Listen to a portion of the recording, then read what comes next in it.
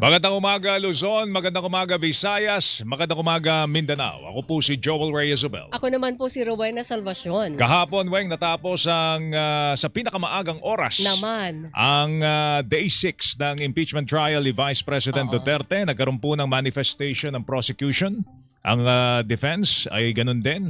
Kaugnay ng issue ng pagbubukas ng BIR box. No? At saka ng bank records. At bank records Yes. para ho sa article of impeachment na may kaugnay naman sa SALN declaration ni and VP unexplained Sara. wealth. Yung unexplained wealth. Article 2 ito, Joel. Article 2. Article 2 mga kapuso na susunod ng tatalakayin sa impeachment trial matapos yung Article 4 Oo. that has something to do with the grave threats Correct. case. At ano, kasi sa Monday, isa na lang yung ipipresent nila na saksi doon, si NBI Director Melvin Matibag na lang. Very interesting na mapanood Very. dyan. Mainit Weng. yun. Oh, mainit na Sa mainit Monday yan yan. mga kapuso. At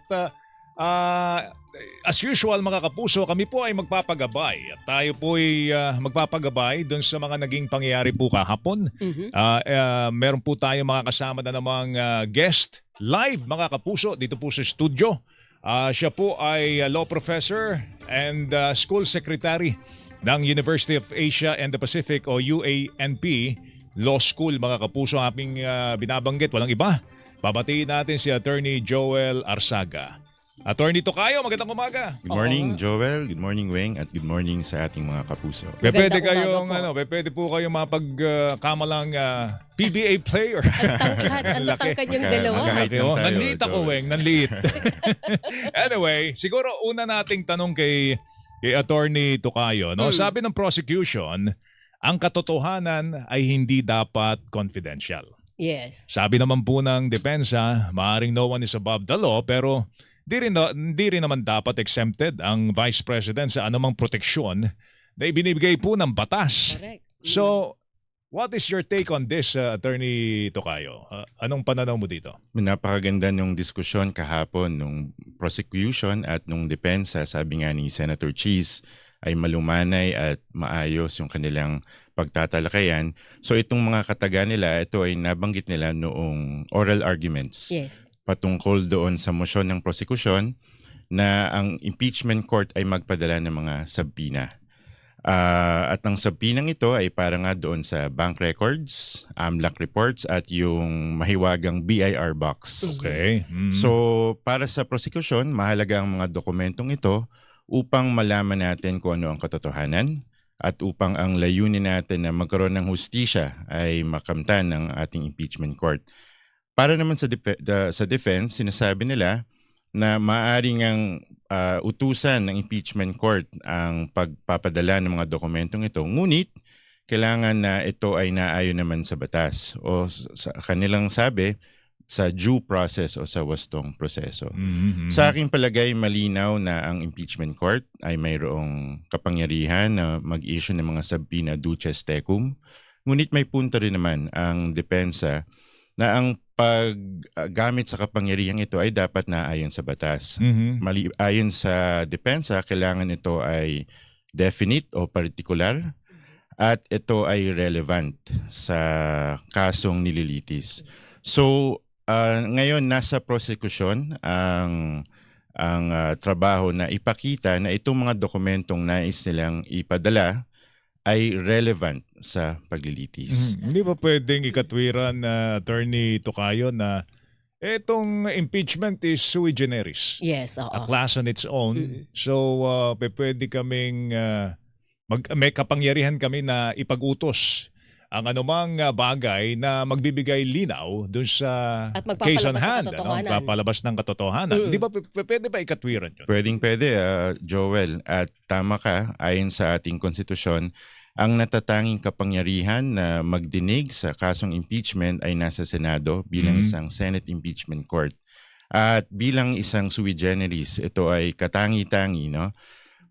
Ito ay hindi strictly bound by the technical rules of procedure. So ang ating Senate as an impeachment court ay maaari nilang talagang ipag-utos yung na ipadala itong mga dokumentong ito dahil tandaan natin ang layunin ng impeachment court ay malaman kung anong katotohanan upang ang ating mga pinakamataas na pinuno ay mabigyan ng accountability.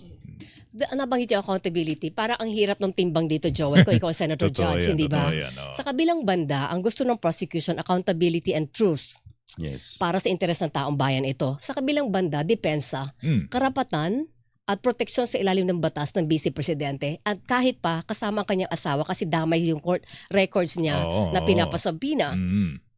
Paano titimbangin dapat yon? Mahalaga yung accountability at truth o katotohanan. Pero hindi mo pwedeng baliwalain ang karapatan ng isang taong kagaya ni Vice Presidente at ng kanyang asawang si Manasseh Scarpio, attorney. Napakagandang tanong yan, Weng. Unang-una siguro, kailangan din nating tandaan na lahat ng mamamayan, kahit na Pangulo, Pangalawang Pangulo, at mga ordinaryong Pilipino, lahat tayo ay may karapatan sa ating saligang batas at sa mga batas na naipasa ng Kongreso. At dapat ang mga karapatang ito ay bigyang buhay at respetuhin ng kahit sino man. Ngunit, masasabi ko na ang ating mga pinuno, dahil humahawak sila ng napakalaking kapangyarihan, humahawak sila ng napakalaking responsibilidad at hawak nila yung tiwala ng mga mamamayang Pilipino, ay mas mataas yung demands para sa kanila at yung karapatan nila ay hindi absolute. So maaari itong ma-curtail o maaari itong minsan isang tabi.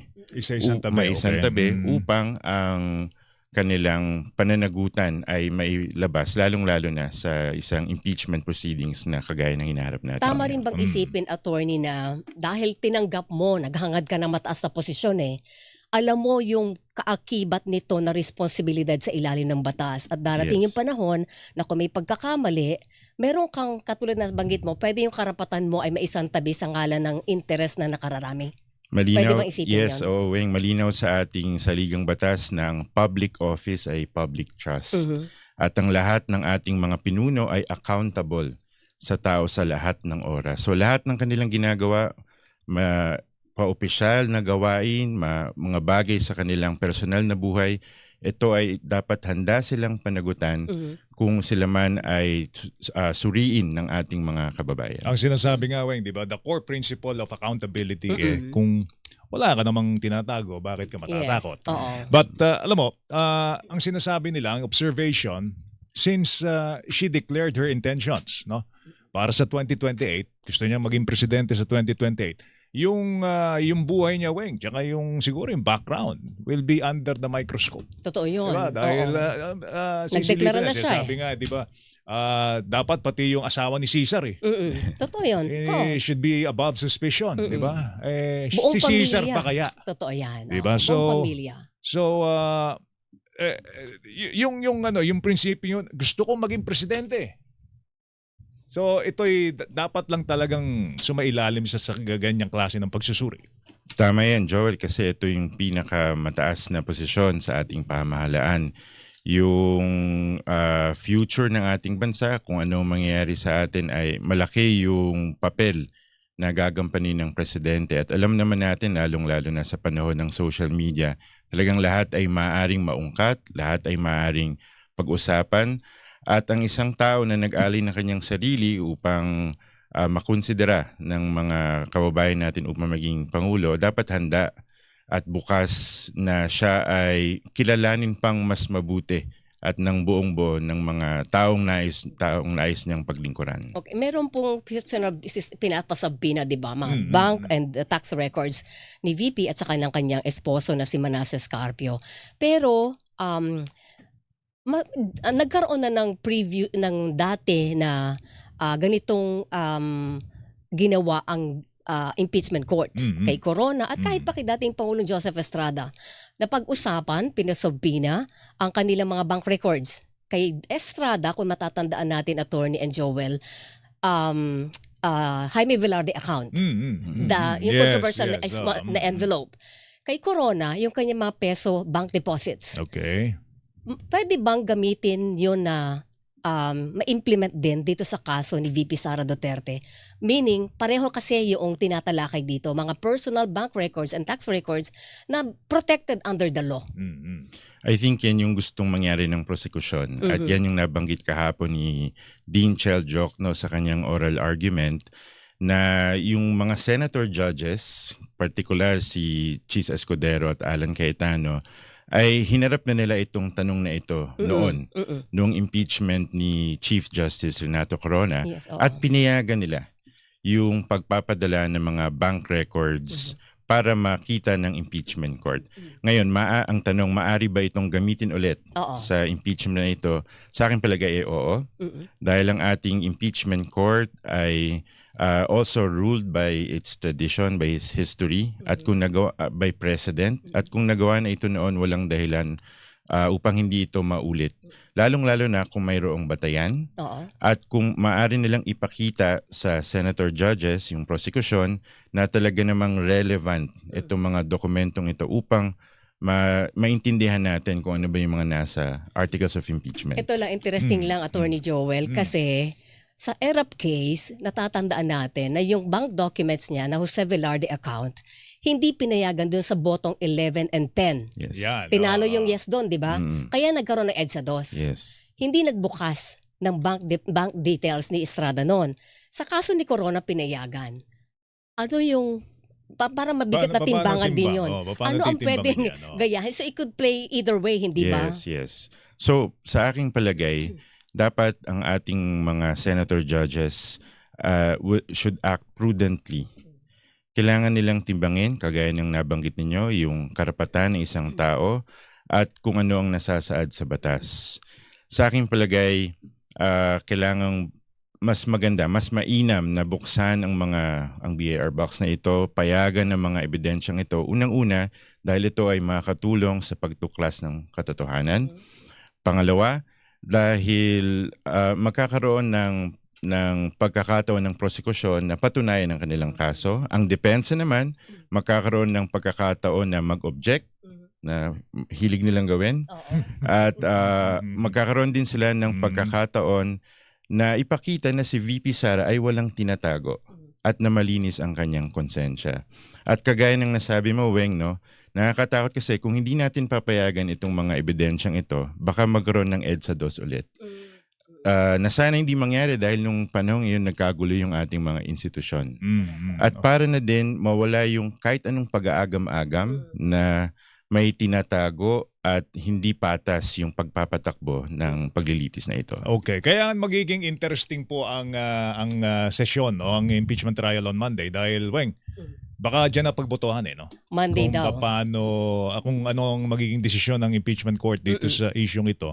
And the votes will just be simple majority. Oo, simple majority. Hindi siya yung 2/3, no? Hindi, Mga ganun, 50% plus 1. Yan, 50% plus 1 lang Nung po. present doon yes, sa yun. So, yun trial. ang aabangan natin mga kapuso. Maliban pa syempre yung pagharap ni Director Matibag. Oo no? naman. So, very Mainit yan. anticipating po yan. Pero, ang tanong ko lang dito, Attorney Tucayo, kailangan pa bang pagdebatihan ng mga senator judges ito? Bakit hindi na lang maglabas ng clearance ang ating Pangulo para ito'y pabuksan? Total, nasa kanyang kapangyarihan po ito. Kung totoo sinasabi ni Presidente BBM Weng na siya ay para sa pagpapanagot ng mga korap, then he must give clearance to the scrutiny. Di ba? Kasi ako sa akin, hindi ka pwedeng tumakbo sa ulan nang hindi ka nababasa. Ay naman. Diba, oo. Weng? Kung hindi niya ito gagawin, parang lip service lang. What do you think? Tama yan, Tocayo, no, Joel. Ang ating Pangulo kasi, meron siyang kapangyarihan sa ilalim ng ating tax code, yung National Internal Revenue Code. Ito yung batas patungkol sa ating mga buwis na maaari niyang bigyan ng access ang publiko sa mga tax returns na i-file sa BIR. At ang maging epekto nito, lahat ng mga kung sino mang interesado ay magkakaroon ng access. Maaari nilang busisiin kung ano man ang mga tax records na ito. Ngunit itong kapangyarihan ng Pangulo ay hindi naman ito otomatikong kanyang ginagamit. Kailangang mayroong magmosyon o manghingi sa kanya na gamitin tong kapangyarihan na ito upang magbigay access sa mga tax records. Kung maalala natin yung impeachment ni Corona, si noong President Aquino, siya ay nagbigay ng authority at kahandaang magbigay ng authority na buksan yung mga tax records ni CJ Corona. Sa aking palagay, ang ating Pangulo naman, kung makita niya na talagang kailangan sa trial na ito yung bigyan ng access sa mga tax records, ay bibigyan niya naman ito ng otoridad. Sino ang dapat mag-request sa presidente? BIR ba or impeachment court? Sa aking palagay, ang prosekusyon Oo. sa panahon na magpe-present sila ng isang empleyado mula sa BIR, doon nila hihingin yung otorisasyon. Dahil ayon sa ating tax code, kung sino mang empleyado o opisyal ng BIR na mag-disclose ng kahit anumang tax records nang walang otorisasyon, yung opisyal na iyon ay maaring managot sa batas. So Okay, kailangan authorization muna. Hypothetical scenario ito. Halimbawa, nagbotohan na, Weng. Natalo yung hindi pagbubukas ng Oo. tax record. Pwede bang mag-motion ng prosecution na we will ask the president to give clearance? Pwede ba yon? O moto proprio bang pwedeng gawin ni presidente yan? Nakita niya, sandali, hindi Natalo sa botohan. So sa aking palagay, no, unang-una yung tungkol doon sa motion for reconsideration, medyo hindi malinaw kung ito bang mga MR na ito ay pinapayagan sa impeachment court. Dahil may isang objection na ginawa ang depensa nung nakarang araw, nagnais sila mag-MR ngunit hindi sila pinayagan.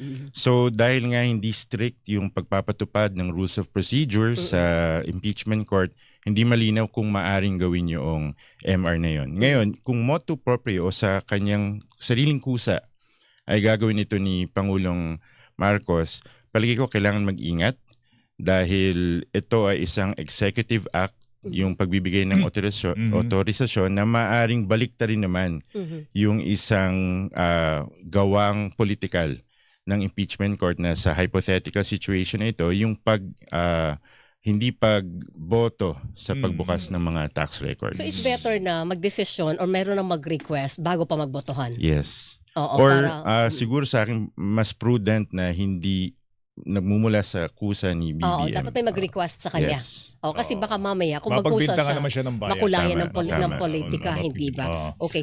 Kung sakali po, sa ilalim ng batas, ang pwede lang mag-utos ay ang presidente ng Pilipinas to open the tax records, okay? Or magkusa yung subject ng trial na sige, buksan nyo. Wala akong tinatago buksan nyo. Okay ako dyan. Kung parehong hindi pwede yon, hindi nagbigay ng authorization ng presidente, hindi nagkusa si vice presidente na buksan ang tax records niya, may iba bang paraan sa ilalim ng batas para gawin ito? Mabuksan yon, yung mga records na yon? Weng, dito papasok yung sinasabi ng prosekusyon na extraordinary power ng impeachment court dahil malinaw nga sa ating saligang batas ng kapangyarihan na dinggin ang impeachment ay nasa sa kanila lamang. At kasama nito ay iba pang mga kapangyarihan na kilatisin ang mga testigo, na magpatawag ng mga dokumento at maaaring sabihin ng impeachment court na kailangan naming gawin ito upang magampanan namin ang aming tungkulin na nasasaad sa saligang batas.